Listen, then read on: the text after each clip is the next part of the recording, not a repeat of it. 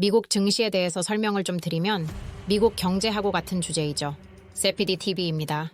구독, 좋아요, 알림 설정은 좋은 정보 제공에 도움이 됩니다. 국제적인 경제 또 국제적인 사건과 같이 연관이 되어 있다고 생각이 되죠. 원화값하고 코스피 국채 이런 게 주요 지표인데 2024년 4월 17일 정도를 보면 급락을 했어요. 일부 언론에서는 트리플 급락이라고까지 표현을 했습니다. 중동이 불안하고 이란하고 이스라엘의 전쟁 위험이 존재하는 거죠. 거기에 미국의 경기가 과열됐다고 그런 지표들을 계속 지금 나오고 있기 때문에 경기 과열 우려가 겹쳐가지고 원화값이 아주 장중에 1,400원을 찍었어요.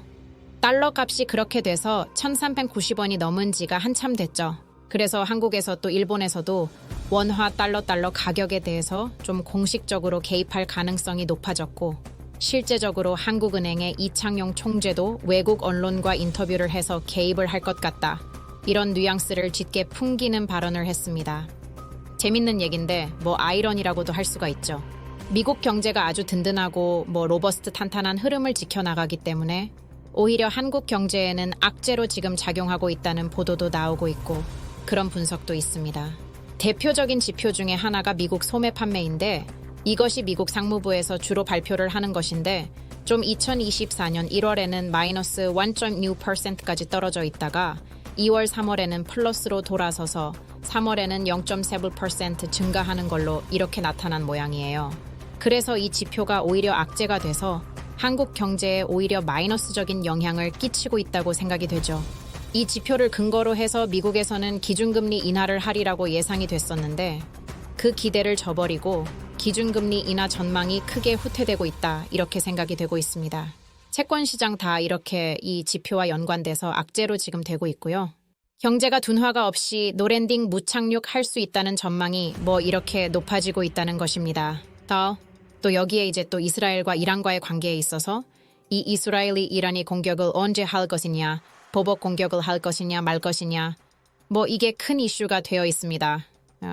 실질적으로 이스라엘에 대해서는 공격을 바로 해야 한다는 집권층 강요들의 주장과는 달리 일반적인 또 여론은 또 우방들이 반대를 하면 실질적으로 이란에 대한 보복 공격을 찬성하지 않겠다 하는 비율도 상당히 높게 나오고 있다고 합니다.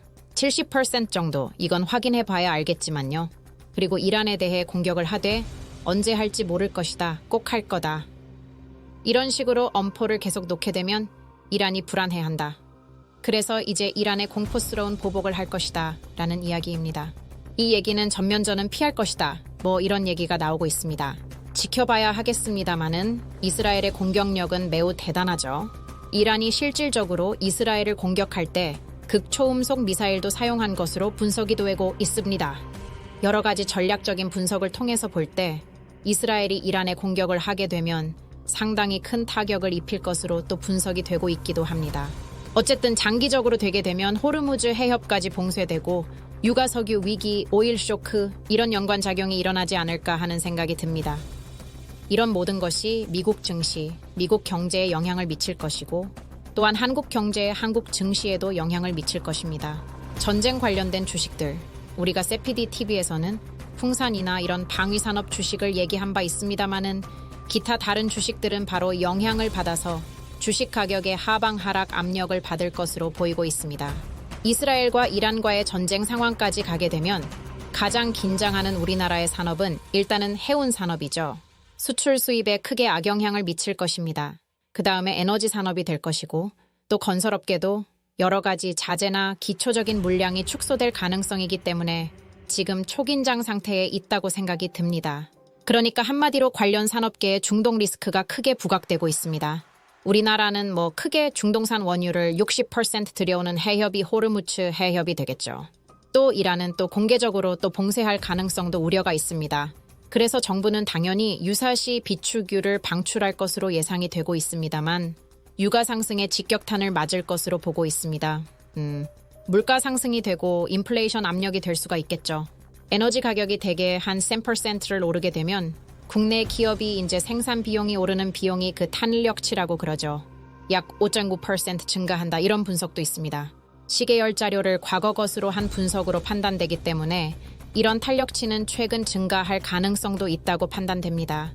우리나라가 비축류가 어느 정도 있는지 그것도 파악이 돼야 되겠지만 상당 부분 상당량의 비축유가 있는 것으로 보고가 되고 있긴 합니다.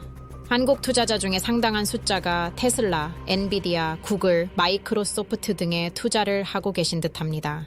테슬라는 판매 둔화, 즉 전기차 인도량이 전년 동기 대비 제 2023년 대비 마이너스 8.55% 감소했다는 것입니다.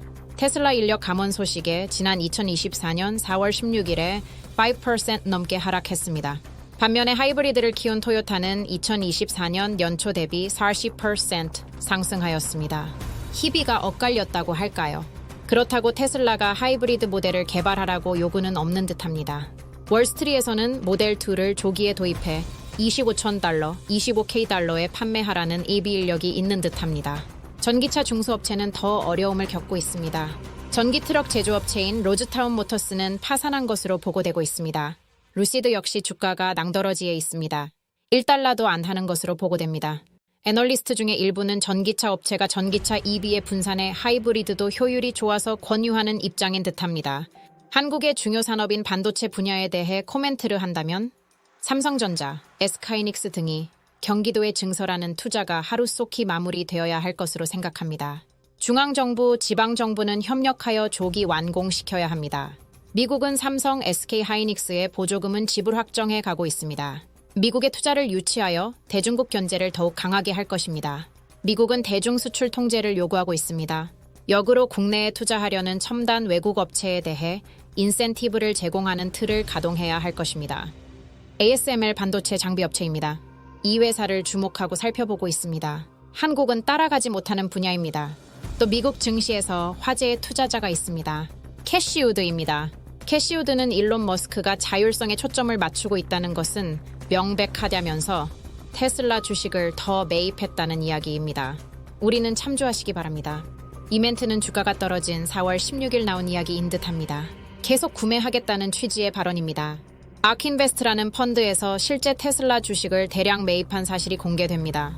흥미로운 사실은 ARKK, ARKW, ARKQ 등의 ETF에서 포트폴리오에 보면 테슬라 주식 비중이 9.8%, 10%, EX.92% 수준으로 분석됩니다. 즉 몰빵 투자가 아니라는 것입니다. 우리는 테슬라, 구글, 퀄컴, MS, SPYG 등 포함해 자기 자신의 포트폴리오를 구성하시기를 권합니다. 투자는 자기 판단에 의해서 책임도 본인이 지는 것입니다. 특히 10대, 20대는 공부 차원에서 목돈을 만드시기 바랍니다.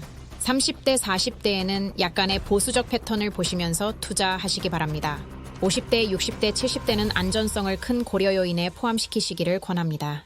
한국은 중국의 영향을 너무나 많이 받고 있습니다. 아침에 일어나시면 일기예보에 황사미세먼지부터 체크해 보시기 바랍니다. 2024년에도 4월, 5월, 6월 모두 황사가 있습니다.